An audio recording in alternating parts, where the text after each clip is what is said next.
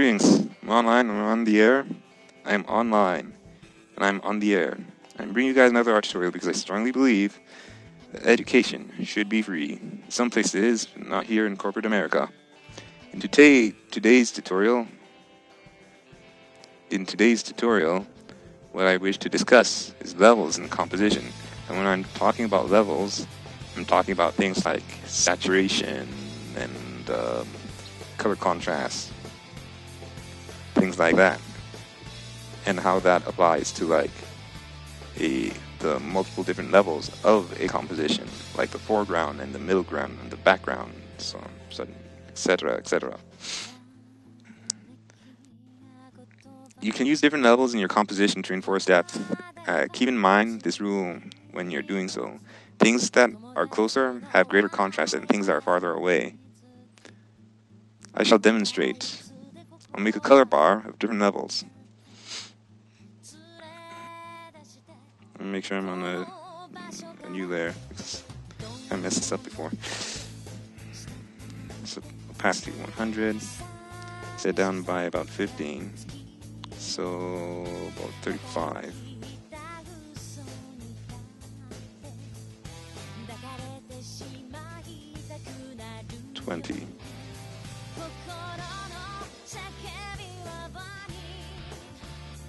And 5. The other direction, we'll go to 65, or about 60, 65.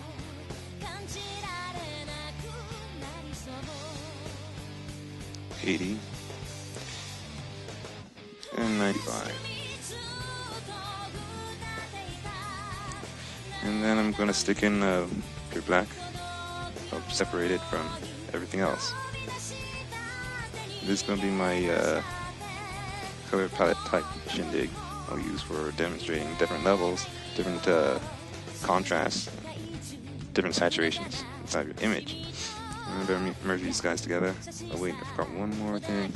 I need to remember these things. Let me keep track of what's what, what's where, and what. Alright, I'm gonna lock this thing because I don't want to like accidentally paint all over it. Now, there's a general rule of thumb when you're painting stuff, anyways, where you start with things that are in the far background first. So for my far background, I'm going to use number 4, which is about 50% gray. Yeah, I think I made a joke there, 50% gray, because there's like a book called 50% Gray. There's got to be a joke in here somewhere about the back and 50% gray. And I'm not very good with coming up with jokes or things like that. Okay, so it's my background. Now the idea is to, as you're going from the background to the foreground, you're gradually increasing the difference between the saturation and with the saturation and with the contrasting colors. So the next set of colors, I'm going to use this color to color in my Sith Lords. You always want to go color in the stuff that's in the farthest back first, because it's faster and easier and more efficient to color what's underneath first and then color on top of it, as opposed to coloring stuff that's on top and then trying to color around whatever stuff is supposed to be on top. I've tried like doing it both ways, and doing it this way is like way faster, it's way easier, it's way more efficient.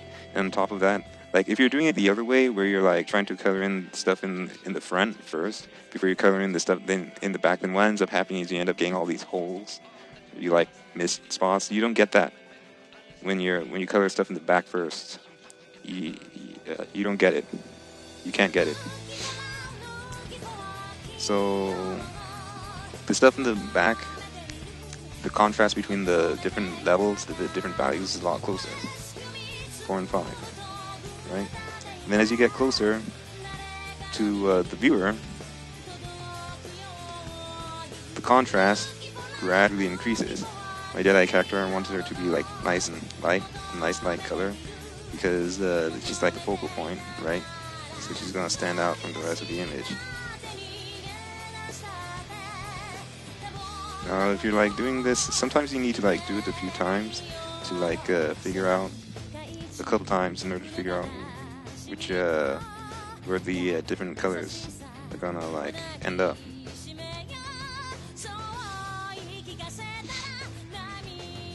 I know like all this stuff that I'm talking about here seems like lame, but I've been there. Like I've tried like doing like painting pretty pictures without really studying any of this art fundamental stuff. Like the art fundamental stuff, it just didn't seem interesting, you know. But I honestly, man, like the art fundamental stuff is what makes the painting.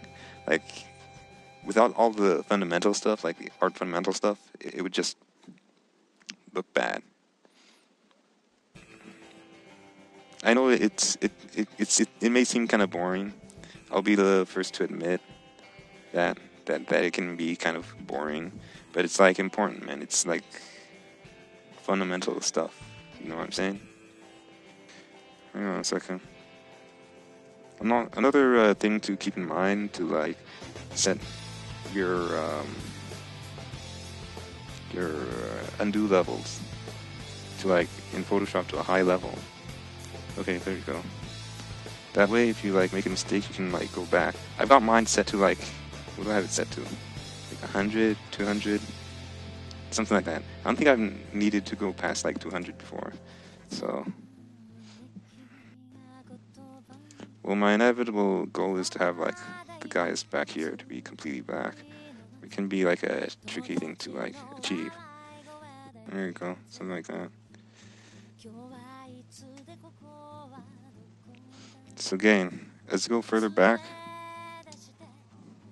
the levels gradually increase. The contrast between the different colors gradually decreases.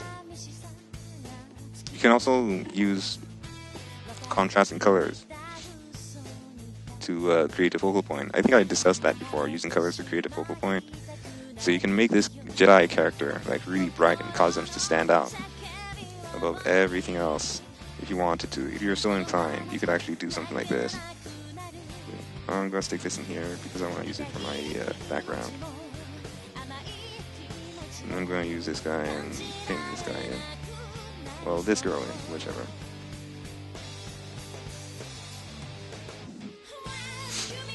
There's another way of doing this, but this other method is, I guess it's more effective for, that was more like an exercise in like changing the contrast as you go from like the background to the foreground. But there's like another way of doing something like this, and it's more applicable to, I believe, saturation.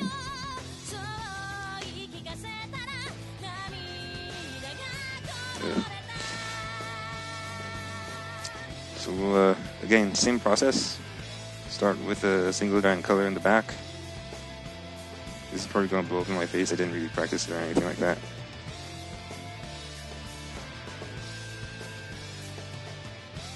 One, two, three. 1, 2, 3, 4, 5, 6. There are about 6 colors in this composition. I should start from 6. Number 6. I'll start with number 6. Because I plan to have about 6 colors in this composition. So then the next set of guys is going to be over here. The next closest thing, the Sith Lords in the back, right? The next closest things would probably be the brown plane behind the Jedi, or Jedi chick, or Jedi woman. And the next closest thing would actually be the Jedi. So let's give her like a nice brown color. Yeah, I know I messed up.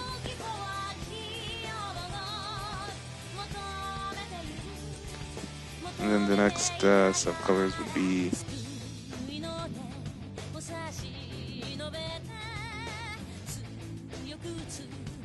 this color over here. I think I got some of these colors wrong. Well, whichever. and then the Sith Lords in the foreground.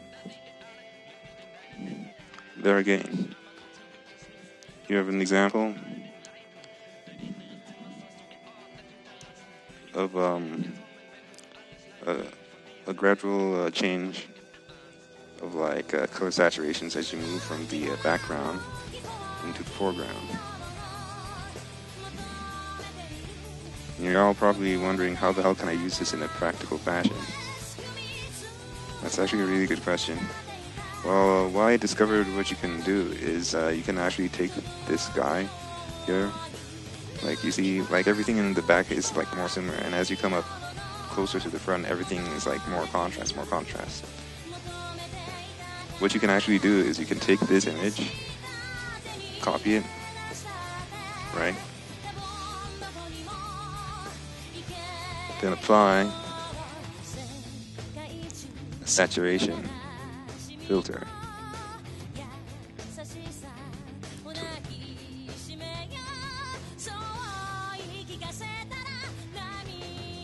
Go into the channels of your saturation.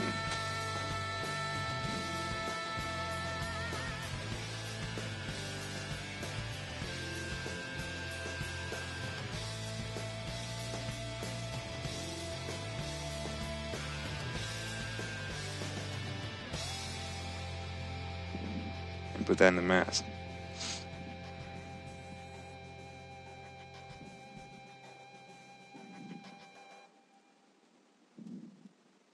That way, after you apply all your pretty colors and whatnot, and make it look like nice and sexy,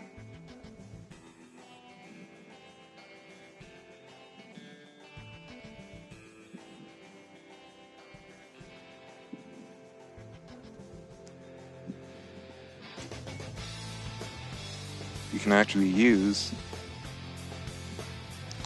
the saturation mask that you created here to affect the different levels of saturation in your actual image. See, here is with the saturation mask that you just created. Here is without the saturation mask.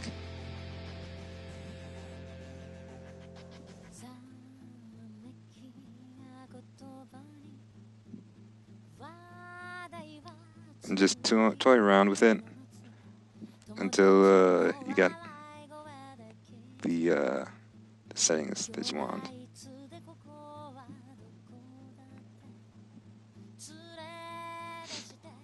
And that's a method that you can use this different levels and saturations thing in order to manipulate the different levels of saturations that you're painting thing.